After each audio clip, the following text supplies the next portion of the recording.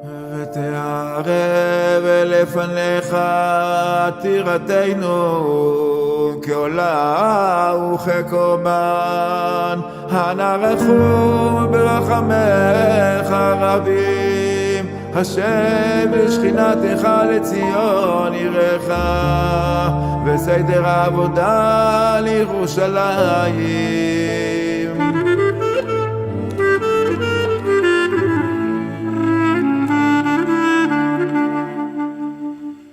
Hello everyone, as we continue our As If series, I'd like to deal with Duchening today outside of the Beis HaMikdash.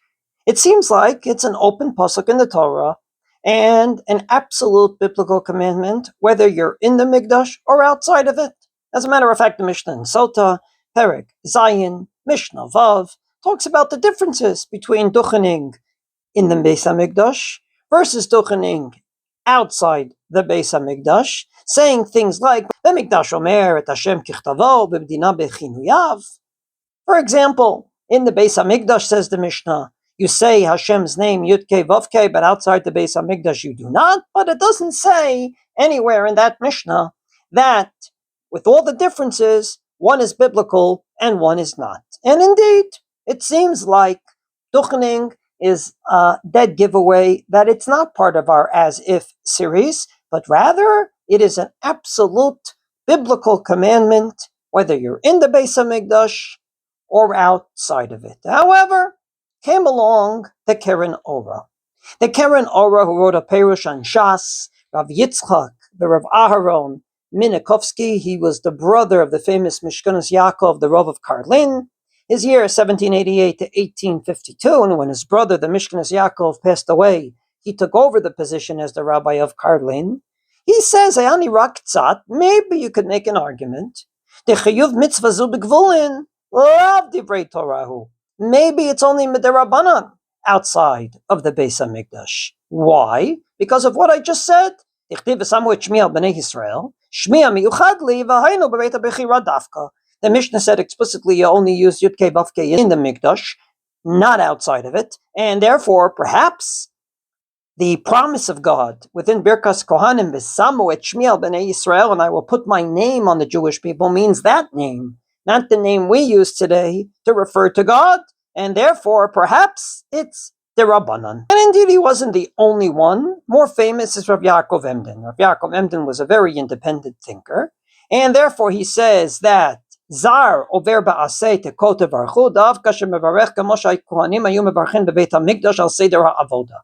When the Gemara talks about the fact that if a Kohen doesn't duchen, he's mevatel a mitzvah daseh, that's if he did it the way it was done in the Beis HaMikdash, not the way we do it outside the Beis HaMikdash, was in Chazarat Hashatz, and therefore he says karova davar, it's very close, it's probably only midrabanan. However, even though the Keren Ora did contemplate this idea, and it seems like Rav Yaakov Emden was a little more adamant about it, even though he used the words karova davar, close to, it seems like Rav Poskim did not see it this way, and that's what the Mishnah Berurah says in his Shar HaTzion, in Simon Kuf Kav Chet, Seif Kuf Lamed Aleph, very adamantly, the Niskiyat Kapayim Bechutz La'aretz. Even if you're duchen outside of Israel, it's a biblical commandment. Against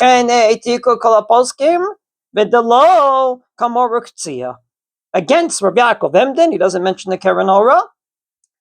Everyone said it was biblical, and he quotes a whole slew of sources that basically say it's biblical.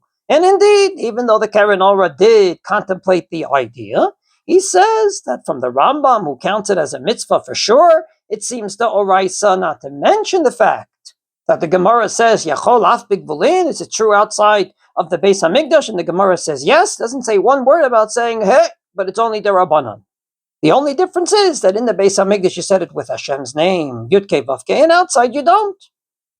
And therefore, when the Gemara said, Kol Kohen, if a Kohen doesn't go up to Duchen, he is mevatel 3 positive commandments. It didn't say one word about it being only in the Beis HaMikdash. And then he quotes a Yerushalmi quoted by the Tosfot in Meseches Nazir that says, Kohen, Maushi itamala nisiat kapayim, mishum ta'aseh, yidache lo ta'aseh.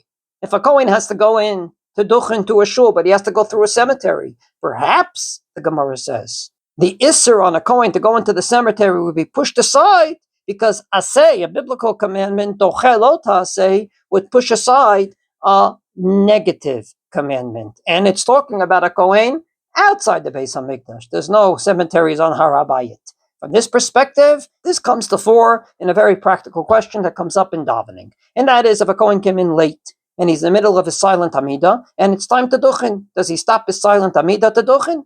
Davening, according to many poskim, is the Rabbanan.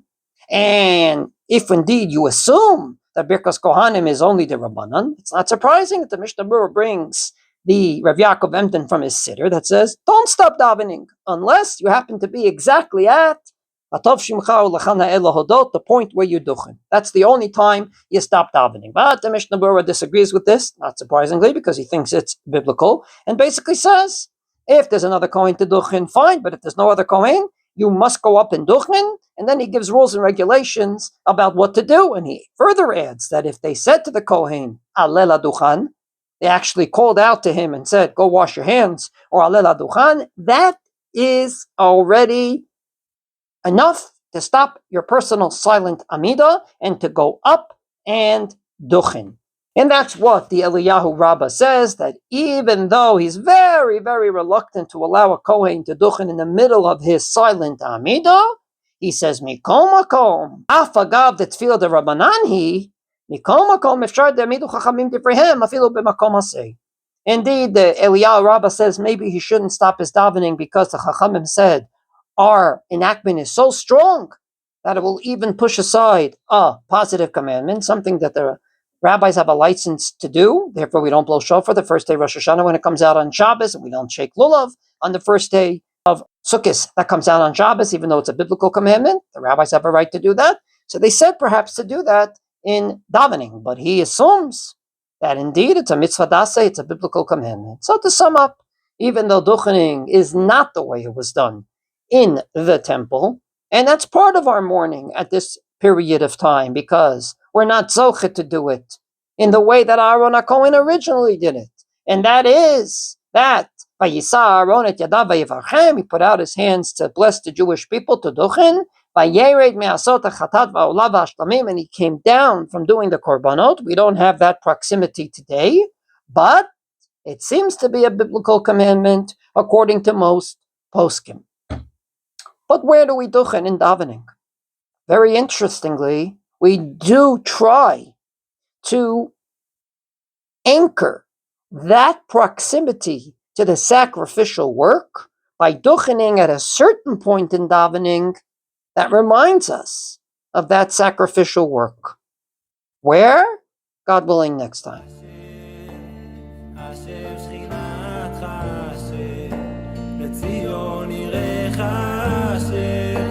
בסדר לעבוד